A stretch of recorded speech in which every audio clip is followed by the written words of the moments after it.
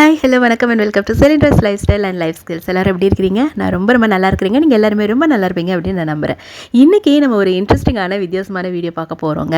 என்னன்னா, இந்த YouTube algorithm பற்றி நிறைய வீடியோஸ் யூடியூப் திறந்தாலே கொட்டி கிடக்குது. ஆனால் அது எல்லாமே நமக்கு கரெக்டாக கைட் பண்ணுற மாதிரி இருக்கா அப்படின்னா அது ஒரு பெரிய கொஷின் மார்க் தான். ஏன்னா யூடியூப் ஆரம்பித்த காலத்தில் அவங்க என்ன டெக்னிக்ஸ் சொல்லி தந்தாங்களோ அதே டெக்னிக்ஸை இன்னுமே நிறைய டெக் சேனல்ஸில் சொல்லிட்டு இருக்கிறாங்க. ஆனால் அந்த மாதிரி இப்போ ஒர்க் அவுட் ஆகிறது கிடையாது. இதுக்கு நான் என்னோட சேனல்ல இருந்து ஒரு சாம்பிளோட இப்போ நான் உங்களுக்கு காமிக்க போகிறேங்க. இதில் காமெடி என்ன தெரியுமா? நீங்கள் இது இன்ஃபர்மேட்டிவ் வீடியோவா இல்லை காமெடி வீடியோவான்னு எனக்கு டிஸ்கிரைப் பண்ணுறதுக்கு கூட தெரில. ஸோ உங்களுக்கு மேபி இது இந்த இன்ஃபர்மேஷன் பார்க்க ஒரு லெவலில் நீங்கள் சிரிக்க ஆரம்பிச்சிடுவீங்க. அந்த மாதிரி நாம ஒரு டேகை போட்டால் அதுக்கு யூடியூப்காரன் என்னெல்லாம் சஜஷன் காமிச்சிருக்காங்க அப்படிங்கிறது பாருங்கள். அண்ட் இந்த வீடியோவோட எண்டில் இந்த டேக்ஸ் நம்ம எப்படி கரெக்டாக கொடுக்கலாமா, இந்த ஆல்கரிதம்ஸ் எப்படி ஒர்க் ஆகுது அப்படிங்கிறத பற்றின சில டெக்னிக்கல் இன்ஃபர்மேஷன்ஸும் நான் உங்களுக்கு கொடுக்க போகிறேன். ஓகே, இப்போ வீடியோக்குள்ளே போகலாமா?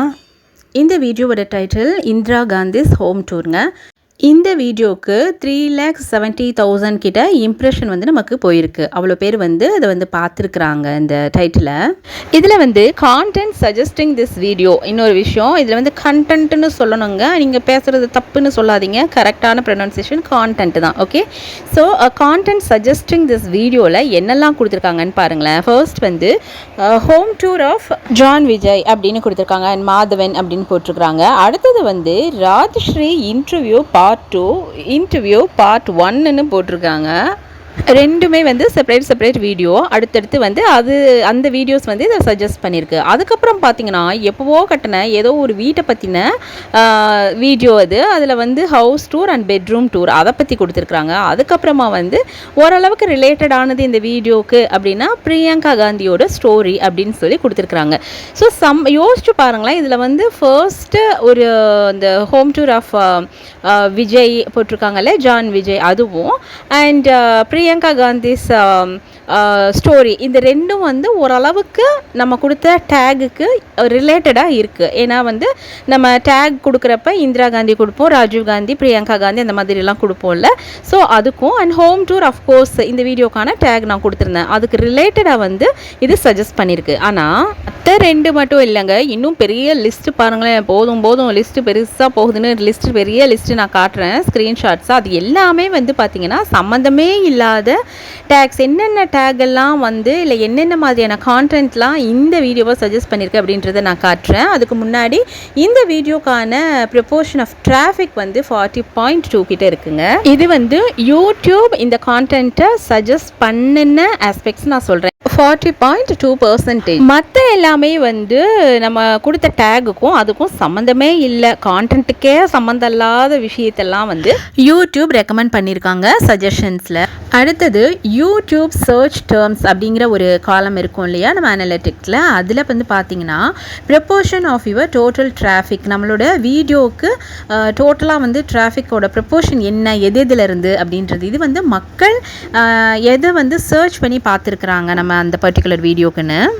அதில் பார்த்தீங்கன்னா இந்திரா காந்தி அப்படின்னே சர்ச் பண்ணாங்க. 15.4% காமிச்சிருக்கு. அதே மாதிரி ஹோம் டூர் டெல்லி அது 7.7%ங்க. அதுக்கப்புறமா இந்திரா காந்தி மியூசியம் அது சர்ச் பண்ணி பார்த்துருக்குறாங்க, 7.7%. அடுத்து காஷ்மீர் டூர் அது 7.7%. அதுக்கும் இந்த வீடியோக்கும் என்ன சம்மந்தம்னு எனக்கே புரியலை. அடுத்து சன் லைஃப், அதுக்கும் இந்த வீடியோக்கும் என்ன சம்மந்தம்னு எனக்கும் இன்னும் புரியல.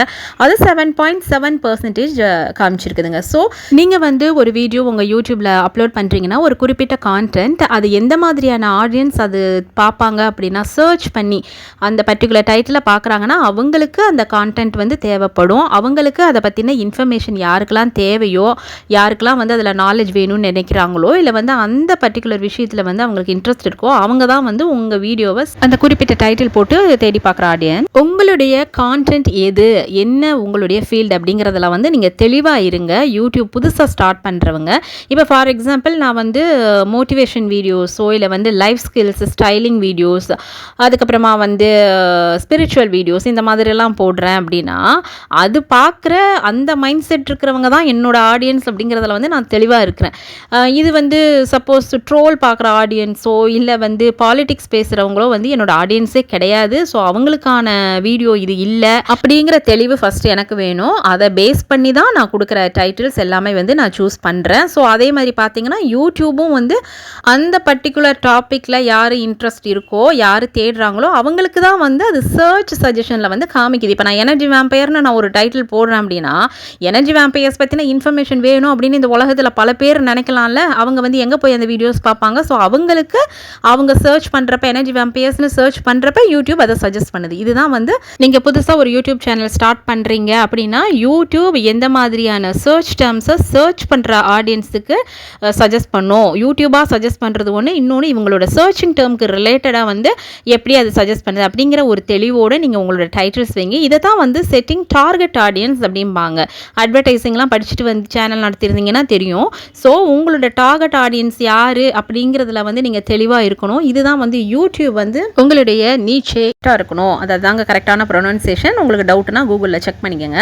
ஏன்னா பல பேர் என்ன பண்ணுவாங்கன்னா நம்ம வந்து வீட்டை பார்த்துட்டு குடும்பத்தை பார்த்துட்டு 1008 வேலைங்களுக்கு நடுவில் ஒரு வீடியோ கான்டென்ட் மக்களுக்கு யூஸ்ஃபுல்லாக இருக்கணுமே அப்படிங்கிறதுக்காக பண்ணுவோம். அதில் 1008 லொட்டை கண்டுபிடிப்பாங்க. இந்த ப்ரொனன்சியேஷன் சரியில்லை, நீ வந்து போட்டிருக்கிற ட்ரெஸ்ஸு சரியில்லை, இது சரியில்லை, அது சரியில்லைன்னா 1008 தேவையில்லாத விஷயங்களை வந்து சொல்லிட்டு இருப்பாங்க. நீ ஏன் இந்த வீடியோக்கு மாடர்ன் ட்ரெஸ் போட்டு வந்தா, நீ ஏன் இந்த வீடியோக்கு இந்த ட்ரெஸ்ஸை போட்டு வந்தா, கழுத்தில் ஏன் இந்த மாலை போட்டிருக்கிற, இந்த மாதிரி எல்லாத்துக்குமே வந்து ஏதாவது சொல்லிட்டு இருக்கிறவங்களுக்கெல்லாம் நீங்கள் வந்து பதில் சொல்லிட்டு இருக்க முடியாது. அதுவும் இல்லாமல் இன்னொரு விஷயம், இந்த மாதிரி கேட்குறது விமர்சனங்கள் பண்ணுறதோ வந்து உண்மையான ஆடியன்ஸ் உங்களுடைய கான்டென்ட் வேணும் அப்படின்னு சர்ச் பண்ணி பார்க்குறாங்க. பார்த்தீங்களா, தன்னுடைய நாலேஜை வளர்த்துக்கணும். தனக்கு ஒரு விஷயத்தில் டவுட் இருக்குது, அதை ஒரு வீடியோ பார்த்து கிளாரிஃபை பண்ணிக்கணும்னு நினச்சிட்டு வர ஆடியன்ஸ் வந்து கண்டிப்பாக இந்த மாதிரி பேச மாட்டாங்க. ஆக்சுவலாக வந்து ரொம்ப நேரம் கிடைக்கிது, அவங்களுக்கு அதிகப்படியான நேரத்தில் எதுவுமே வீட்டில் செய்கிறதுக்கு உருப்படியாக வேலை இல்லை, அடுத்தவங்களை பார்த்துட்டு இருக்கிறதும் அடுத்தவங்க பண்ணுறதை குறை சொல்லிட்டு இருக்கிறது தான் இவங்களோட ஒரே வேலை. அப்படிங்கிறப்ப நாமளே நினைக்காத விஷயத்தெல்லாம் தோண்டி துருவி உக்காந்து பார்த்துட்ருப்பாங்க. ஸோ வெட்டியாக விமர்சனம் செஞ்சிட்ருப்பாங்க. நீங்கள் உங்களுடைய ஆடியன்ஸ் யார், உங்களுடைய கான்டென்ட் என்ன, நீங்கள் என்ன விஷயத்தை மக்களுக்கு சொல்ல விரும்புகிறீங்க, அது நம்மளை வந்து ரொம்ப நீங்கள் வந்து தெளிவாக இருங்க. ஸோ அந்த மாதிரியான டைட்டில்ஸை சர்ச் பண்ணி வந்து பார்க்குற ஆடியன்ஸ் அவங்க அதை தான் பார்ப்பாங்க. இப்போ நான் வந்து எப்படி சமைக்கிறது அப்படின்னு கற்றுக்கணுன்னா நான் டைப் பண்ணுறதே வந்து என்ன பர்டிகுலர் ரெசிபி வேணுமோ அதை எப்படி ஹவு டு குக்னு போட்டு தான் நான் சர்ச் பண்ணி தான் நான் அந்த பர்டிகுலர் வீடியோவை பார்ப்பேன், இந்த ரெசிபியை கற்றுப்பேன். ஸோ அவங்களுக்கு என்ன கான்டென்ட் தேவையோ, எந்த விஷயத்தில் நாலேஜ் தேவையோ அதை வந்து அவங்க பார்க்குறது ஆடியன்ஸ் அதை அதுக்கேற்ற மாதிரி செலக்ட் பண்ணிப்பாங்க. இதுதான் வந்து யூடியூப் ஆல்கரிதமில் நீங்கள் என்ன மாதிரியான சர்ச் டேர்ம்ஸு உங்களோட வீடியோஸை காமிக்குது அப்படிங்கிறதுல தெரிஞ்சுக்க வேண்டிய விஷயம். ஸோ ரொம்ப ஸ்ட்ரைட் ஃபார்வர்டாக நீங்கள் உங்களுடைய கான்டென்ட் என்னவோ அதை மட்டும் செஞ்சுட்டு தெளிவாக உங்களுடைய சேனல் வந்து நீங்கள் உங்கள் ஆடியன்ஸ்க்கு யூஸ்ஃபுல்லாக இருக்கிற மாதிரி பார்த்துக்குங்க. இப்போ நான் வந்து இதில் லைஃப் ஸ்டைலில் ஸ்டைலிங் வீடியோவோ இல்லை வந்து நான் ரெசிபி வீடியோஸ் இதெல்லாம் கொடுக்குறேன் அப்படின்னா உண்மையிலேயே அது பார்க்குறவங்களுக்கு யூஸ்ஃபுல்லாக இருக்கணும் அப்படிங்கிறதுக்காக கொடுக்குறேன். இன்னொரு விஷயம், நான் வந்து எதெல்லாம் சில விஷயங்கள் இப்போ ரெசிபிஸ் ஆகட்டும் இல்லை வந்து ஸ்டைலிங் இல்லை சில சமயம் வந்து நமக்கு shopping videos and specially tour videos travel videos வந்து கொடுக்கறதுக்கு காரணம் வந்து ஷோ ஆஃப் பண்ணிக்கிறதுக்கெல்லாம் கிடையாது. நானே வந்து ஒரு இடத்துக்கு ட்ராவல் பண்ணணும்னு நினைக்கிறேன் அப்படின்னா எங்கே ஸ்டே பண்ணுறதுல இருந்து என்னென்னலாம் பார்க்கணும், எப்படி நம்ம வந்து அதை டைம் ஸ்கெடியூல் பண்ணிக்கணும் அண்ட் இந்த மாதிரியான நிறைய விஷயங்கள், எங்கே ஷாப்பிங் பண்ணலாம், ஸ்டே பண்ணுற இடம் உண்மையிலேயே எப்படி நல்லா இருக்காங்க லொக்கேஷன்ஸ், இதெல்லாம் ரொம்ப வெனக்கட்டு ரொம்ப கஷ்டப்பட்டு தான் வந்து நம்ம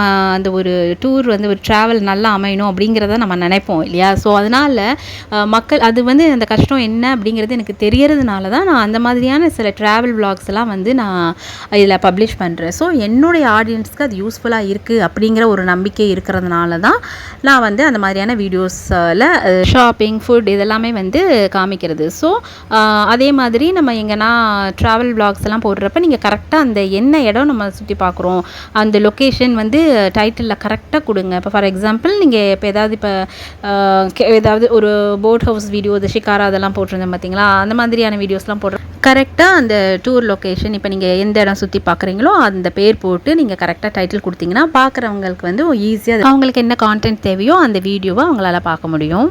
கூகுள் ப்ரொனன்சியேஷன் இப்போ பார்த்துடலாம்.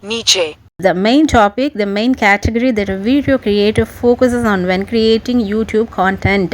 ஒரு யூடியூப் கான்டென்ட் வந்து நீங்கள் ரெடி பண்ணுறப்போ உங்களோட மெயின் டாபிக் என்ன, உங்களுடைய மெயின் கேட்டகரி என்ன, அந்த வீடியோவோட கிரியேட்டர் வந்து யார் அவங்களுடைய டார்கெட் ஆடியன்ஸாக ஃபோக்கஸ் பண்ணுறாரு அப்படிங்கிறதுல வந்து நம்ம தெளிவாக இருக்கணும். இதில் வந்து உள்ளொன்று வைத்து புறமொன்று பேசுதல் கூடாது. வெளியில் வந்து ஒரு டைட்டிலை வச்சுட்டு வீடியோவில் சம்மந்தமே இல்லாத விஷயம் இருக்கும். ஸோ இந்த மாதிரி நீங்கள் ஒரு யூடியூப் கிரியேட்டராக இருந்துட்டு இந்த மாதிரியான வேலைகள் பண்ணீங்க அப்படின்னா உங்களோட ஆடியன்ஸ் வந்து ஏமாந்துருவாங்க காலப்போக்கில். அதுக்கப்புறமா வந்து உங்கள் மேலே இருக்கிற மரியாதை போயிடும்.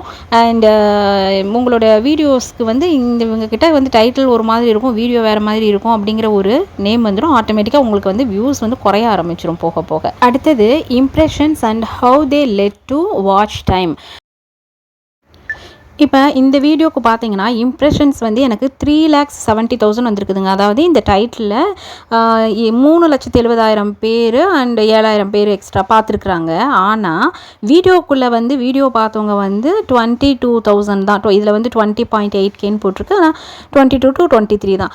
ஆக உங்களுக்கு வந்து பார்க்குறவங்க எல்லாருமே உங்களுடைய தம்ப்நெயிலை பார்க்குறவங்க எல்லாருமே உங்கள் வீடியோக்குள்ளே போய் பார்க்கணும் அப்படிங்கிற அவசியம் கிடையாது. ஸோ இதை வந்து மைண்டில் வச்சுக்கோங்க.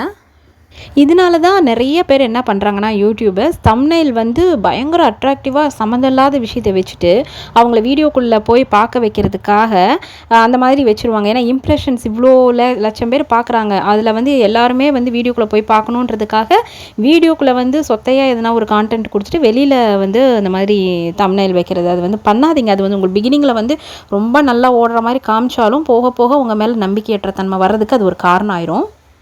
அடுத்தது அனலிட்டிக்கல் பேஜில் வந்து பார்த்தீங்கன்னா how viewers find this video. இந்த வீடியோவை குறிப்பிட்ட வீடியோவை எப்படி வியூவர்ஸ் வந்து கண்டுபிடிச்சாங்க, டிராஃபிக் சோர்ஸஸ் என்னென்ன. அதில் வந்து ஃபர்ஸ்ட் வந்து பார்த்தீங்கன்னா ப்ரௌசர் ஃபீச்சர் ப்ரௌஸ் பண்ணி பார்த்தது வந்து 58.4% பார்த்துருக்குறாங்க.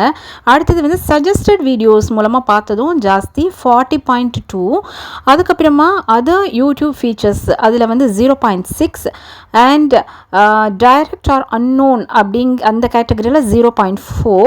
அப்புறமா வந்து எக்ஸ்டர்னலில் 0.2. இந்த எக்ஸ்டர்னல்ங்கிறது வந்து ஷேர் ஆகிருக்கலாம். வாட்ஸ்அப்பில் வந்து உங்களோட வீடியோவை பார்த்துட்டு யாராவது ஷேர் பண்ணி அந்த மாதிரிலாம் இல்லை வேறு ஆப்ஸ் மூலமாக ஷேர் ஆகி வந்திருக்கும் இல்லையா, அந்த மாதிரியான இதுதான் வந்து எக்ஸ்டர்னல். அடுத்து வந்து அதர்ஸ் வந்து 0.3ங்க. ஸோ இந்த வீடியோக்கு பார்த்தீங்கன்னா ப்ரௌஸ் ஃபீச்சர்ஸ் மூலமாக வந்தவங்க தான் ஜாஸ்தி 58.4. ஸோ உங்களுடைய கான்டென்ட்டுக்கும் உங்களுடைய டைட்டிலுக்கும் நீங்கள் வந்து ஜென்யூனாக இருந்திருக்கிறீங்க, கரெக்டாக இருந்திருக்கீங்க அப்படிங்கிறத அர்த்தம்.